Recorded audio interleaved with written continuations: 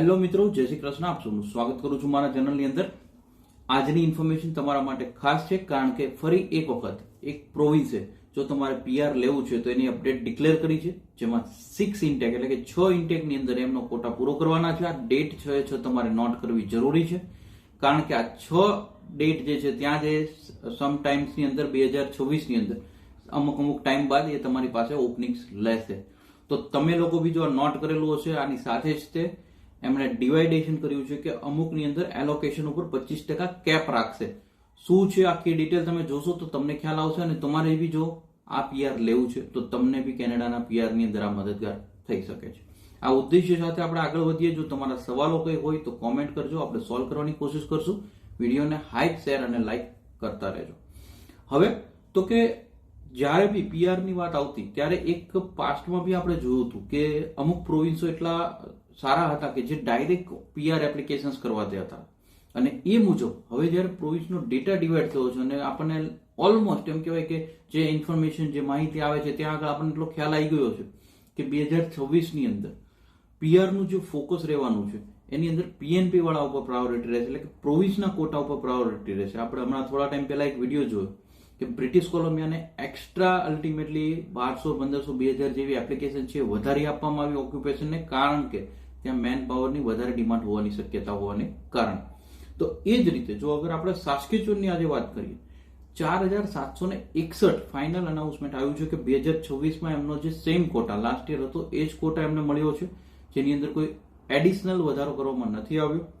પરંતુ આની અંદર હું તમને કહું, જે 50% જે લાસ્ટ પ્રાયોરિટી સેક્ટર્સ હતું જે 2026માં એના માટે ફાળવી શકાય છે, અને 25% જે છે કેપ વાળી ઓક્યુપેશન છે, કયા ઓક્યુપેશન છે, કયા કોડ છે એ આપણે આગળ જોઈશું એટલે આપણને ખ્યાલ આવશે, એના માટે ફાળવવામાં આવી શકે છે.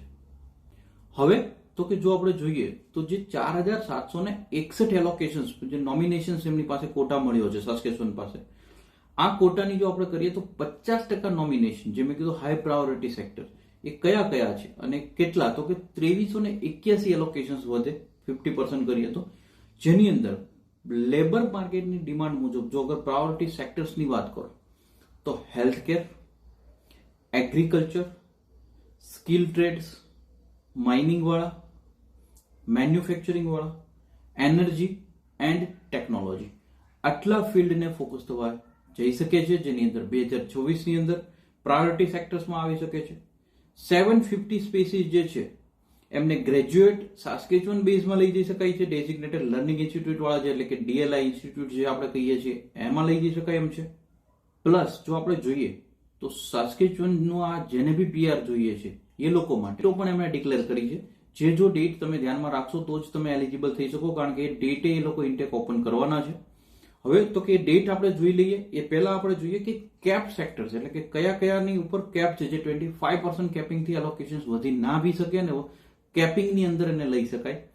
તો કે જે 72ની અંદર, એટલે કે અપ ટુ 714 સ્પોટ જે છે એ ટોટલ 15% ની અંદર ફાળવવામાં આવ્યા છે અકોમોડેશન અને ફૂડ સર્વિસ વાળા માટે. ટ્રકિંગ વાળાની જો આપણે વાત કરીએ તો 238 સ્પોટ્સ ટોટલ 5% ની અંદર ઇન્ક્લુડ થઈ શકે, અને રિટેલ ટ્રેડ્સ વાળા જે 45 to 44 લગીના હોય, જે 238 સ્પોટ છે એમને બી 5% મુજબથી. અને આ જે 3 સેક્ટર્સ છે આમણે ઓલરેડી 25% કેપિંગ જે 2025માં સાસ્કેચુને રાખ્યું છે એને કન્ટિન્યુ કરી શકે છે એવા ચાન્સીસ અત્યારે દેખાઈ રહ્યા છે. અને આની સાથે જ હવે જે મેઇન આપણે વાત કરો તો કે કેપ એપ્લિકેશન ડેટ્સ હું તમને કહું. હવે તો કે જો આપણે આની ડેટ્સ પાસ્ટ યરની જોઈએ તો જાન્યુઆરી 6, 2025નું વિન્ડો 1 હતું, માર્ચ 2, 2025 વિન્ડો 2, વિન્ડો 3 ની વાત કરીએ 4th મે 2025, જુલાઈ 6, 2025 વિન્ડો 4 હતી. હવે ડાયરેક્ટલી જો સાસ્કેચુનની નેક્સ્ટ યરની વિન્ડોઝ આપણે જોઈએ તો સપ્ટેમ્બર 7, 2026 અને નવેમ્બર 2, 2026, જ્યાં આગળ હવે આ બે વિન્ડો આપણને પેન્ડિંગ અત્યારે દેખાઈ રહી છે. અને આની સાથે જોઈએ તો લાસ્ટ યરની આપણે જ્યારે વાત કરીએ તો 3625 નોમિનેશન એમને મળ્યા હતા, અને એમાં એડિશનલ 1136 એડ કર્યા બાદ 4761 જે અત્યારે આપણે જોઈ રહ્યા છીએ આંકડો આ પ્લસ કરવામાં આવ્યો છે, જેને કારણે એ ઇન્ક્રીઝ ત્યારે જ કરી દેવામાં આવ્યું હતું, એટલે આ વર્ષે કદાચ એમને ઇન્ક્રીઝ ના મળે તો બેટર છે કે આ સ્લોટની અંદર જ તે ફોકસ રાખી શકાય એવા ટેક ટેલેન્ટ પાથવે કહી શકું, ઇન્ટરનેશનલ સ્કિલ વર્કર કહેવાય, એમ્પ્લોયમેન્ટ ઓફરવાળા પ્રોગ્રામ્સ કહેવાય, આ બધા પીઆર ફોકસ થઈ શકે એમ છે.